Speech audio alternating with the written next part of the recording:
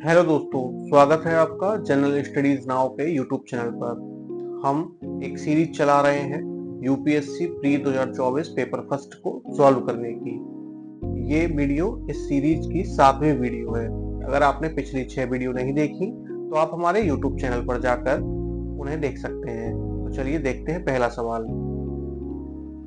Doctor Rajendra Prasad के कार्यभार संभालने से पहले संविधान सभा के अस्थायी सभापति कौन थे? आपके ऑप्शन है सी राजगोपालाचारी, डॉक्टर भीमराव अंबेडकर, टीटी कृष्णामाचारी या फिर डॉक्टर सच्चिदानंद सिन्हा। तो इस प्रश्न का सही उत्तर विकल्प डी, डॉक्टर सच्चिदानंद सिन्हा। डॉक्टर सच्चिदानंद सिन्हा संविधान सभा के पहले प्रांतीय अध्यक्ष थे। उसके बाद डॉक्टर राजेंद्र सभा ने स्थायी अध्यक्ष का पद संभाला। डॉक्टर राजेंद्र प्रसाद 11 दिसंबर 1946 को देश की संविधान सभा के स्थायी अध्यक्ष चुने गए। इस प्रकार विकल्प डी सही है। अगला प्रश्न है, भारत सरकार अधिनियम 1935 के संदर्भ में निम्नलिखित कथनों पर विचार कीजिए। पहला कथन है, इसमें ब्रिटिश भारतीय प्रांतों और देशी रियासतों को मिलाकर एक अखिल भारतीय परिसंघ फेडरेशन की स्थापना का प्रावधान किया गया। दूसरा कथन है, रक्षा और विदेश संबंधी मामलों को परिसंघीय विधानमंडल के नियंत्रण के अधीन रखा गया।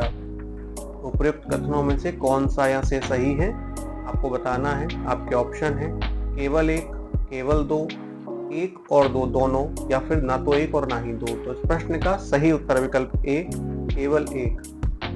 कथन एक सही है क्योंकि भारत सरकार अधिनियम 1935 में ब्रिटिश भारतीय प्रांतों और रियासतों के संघ के आधार पर एक अखिल भारतीय संघ की स्थापना का प्रावधान किया गया था। वहीं कथन दो गलत है क्योंकि रक्षा और विदेशी मामलों को संघीय विधायिका के नियंत्रण में नहीं रखा गया था, बल्कि ये विषय गवर्नर जनरल और कार्यपालिका के नियंत्रण में रखे गए थे। इस प्रकार विकल्प ए सही है।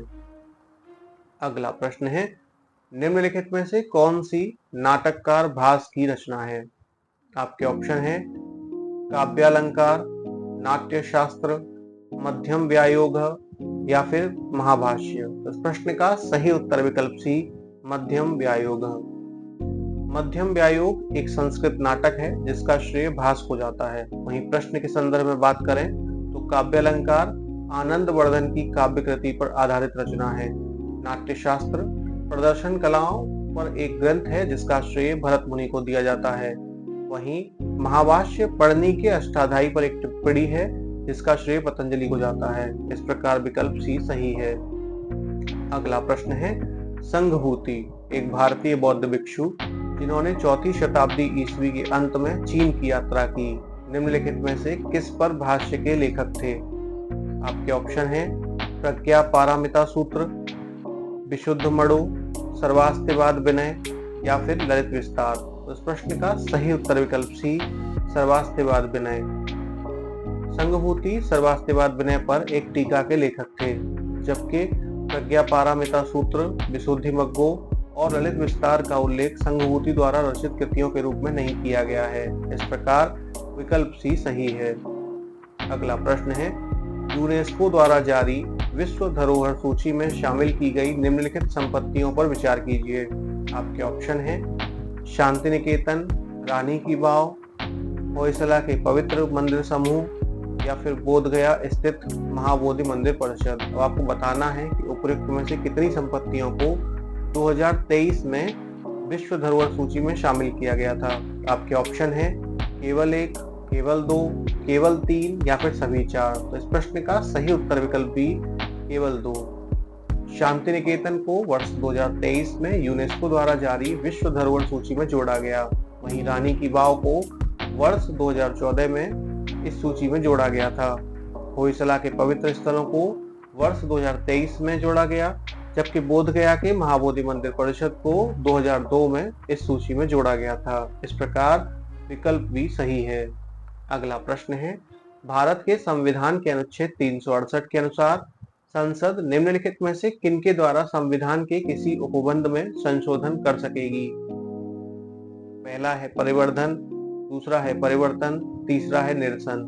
दिए गए कूट का उपयोग कर सही उत्तर चुनना है। केवल एक और दो, केवल 2 और 3, केवल 1 और 3 या फिर 1, 2 और 3? तो इस प्रश्न का सही उत्तर विकल्प 1, 2 और 3।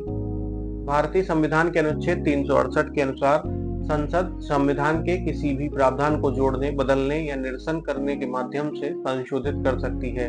इसका मतलब है कि संसद के पास नए प्रावधान जोड़कर, मौजूदा प्रावधानों को संशोधित करके या प्रावधानों को पूरी तरह से हटाकर संविधान में बदलाव करने की शक्ति है। इसलिए अनुच्छेद 368 के अनुसार सभी 3 विकल्प यानी कि परिवर्तन, परिवर्तन और निरसन सही है। इस प्रकार विकल्प डी सही है। अगला प्रश्न है, निम्नलिखित देशों पर विचार कीजिए। इटली, जापान, नाइजीरिया, दक्षिणी कोरिया या फिर दक्षिण अफ्रीका। उपरोक्त में से किन देशों का उल्लेख प्राय मीडिया में उनकी निम्न जन्म दर अथवा वृद्धोन्मुख जनसंख्या अथवा हासमान जनसंख्या के लिए किया जाता है? आपके ऑप्शन है 1, 2 और 4, 1, 3 और 5, केवल 2 और 4 या फिर केवल 3 और 5। इस प्रश्न का सही उत्तर विकल्प 1, 2 और 4। जन्म दर में गिरावट का कारण इटली की जनसंख्या वृद्धि हो रही है। जापान अपनी कम जन्म दर और वृद्धि होती जनसंख्या के लिए जाना जाता है।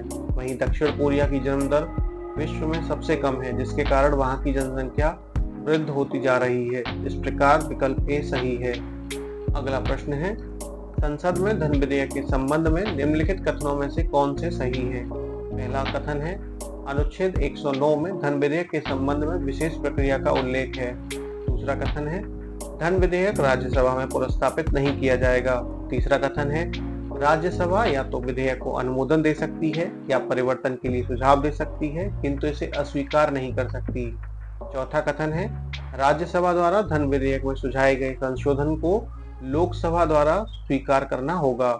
नीचे दिए गए कूट का उपयोग कर सही उत्तर चुनना है आपको। आपके ऑप्शन है केवल 1 और 2, केवल 2 और 3, केवल 1, 2 और 3 या फिर 1, 3 और 4। तो इस प्रश्न का सही उत्तर विकल्प सी 1, 2 और 3। कथन एक सही है क्योंकि धन विधेयक के लिए विशेष प्रक्रिया भारतीय संविधान के अनुच्छेद 109 के अंतर्गत उल्लिखित है। कथन 2 भी सही है क्योंकि धन विधेयक को राज्यसभा में प्रस्तुत नहीं किया जाएगा। कथन 3 भी सही है क्योंकि राज्यसभा या तो धन विधेयक को मंजूरी दे सकती है या उसमें परिवर्तन का सुझाव दे सकती है, लेकिन इसे अस्वीकार नहीं कर सकती। वहीं गलत कथन 4 गलत है क्योंकि राज्यसभा द्वारा धन विधेयक में सुझाए गए संशोधन को लोकसभा स्वीकार करे या न करे ये कंपलसरी नहीं है। इस प्रकार विकल्प सी सही है। अगला प्रश्न है, निम्नलिखित में से कौन सा से भारतीय सशस्त्र सेना की तीनों सेवाओं में समकक्ष रैंक के संदर्भ में सही सुमेलित है? एक तरफ थल सेना, एक तरफ वायु सेना और एक तरफ नौसेना के टेबल दे रखी है।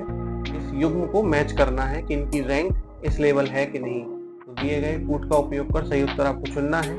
लेकिन हम देख लेते हैं पहले थल सेना में ब्रिगेडियर, वायुसेना के एयर कमोडोर और नौसेना के कमांडर के बराबर होता है। Major general, air vice marshal, vice admiral के बराबर होता है।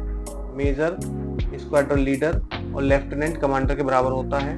और चौथा है लेफ्टिनेंट कर्नल, ग्रुप कैप्टन, नौसेना के कैप्टन के बराबर होता है। तो आपको बताना है कौन से ऑप्शन सही है। केवल 1 और 4, 1 और 3, 2, 3 और 4 या फिर केवल 3। तो इस प्रश्न का सही उत्तर विकल्प डी केवल 3। युग्म एक गलत है क्योंकि सेना का ब्रिगेडियर वायुसेना के एयर कमोडोर के बराबर है, लेकिन नौसेना के कमांडर के बराबर नहीं है, बल्कि नौसेना का सही समकक्ष कमोडोर है। वहीं कथन 2 गलत है क्योंकि सेना का मेजर जनरल वायुसेना के वाइस मार्शल के बराबर है, लेकिन नौसेना के वाइस एडमिरल के बराबर नहीं है, जबकि इसका सही समकक्ष रियर एडमिरल है। वहीं कथन 3 सही है क्योंकि सेना का मेजर वायुसेना के स्क्वाड्रन लीडर और लेफ्टिनेंट कमांडर के बराबर है। कथन 4 गलत है क्योंकि लेफ्टिनेंट कर्नल विंग कमांडर के बराबर है, लेकिन कैप्टन के बराबर नहीं है, बल्कि इसका सही समकक्ष कमांडर है। इस प्रकार विकल्प डी सही है। अंतिम प्रश्न है, पूर्वोत्तर परिषद की स्थापना पूर्वोत्तर परिषद अधिनियम 1971 द्वारा की गई थी। वर्ष 2002 में NEC अधिनियम में संशोधन के बाद परिषद में निम्नलिखित में से किन सदस्यों को शामिल किया गया? आपके ऑप्शन है संगठक राज्य का राज्यपाल, संगठक राज्य का मुख्यमंत्री, भारत के राष्ट्रपति द्वारा नाम निर्दिष्ट 3 सदस्य और भारत का गृह मंत्री। तो दिए गए कूट का उपयोग कर सही उत्तर चुनना है। केवल 1, 2 और 3, केवल 1, 3 और 4, केवल 2 और 4 या फिर 1, 2, 3, 4। तो इस प्रश्न का सही उत्तर विकल्प डी 1, 2, 3, 4। कथन एक सही है क्योंकि घटक राज्य का राज्यपाल NEC का सदस्य होता है।